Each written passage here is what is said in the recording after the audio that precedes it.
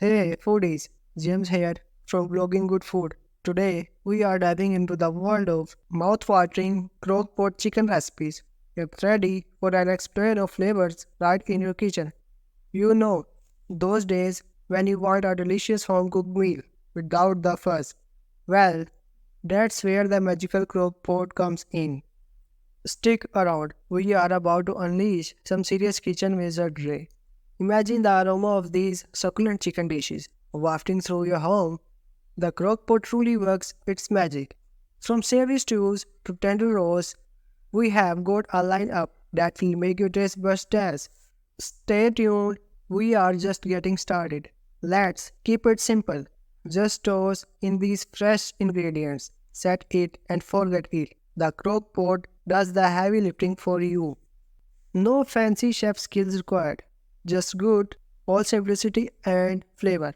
Grab a pen, you might want to jot these down. Look at that magic happening. The slow cooking process ensures every bite is packed with flavor. Can you smell it? This is not just a meal, it's a symphony of taste.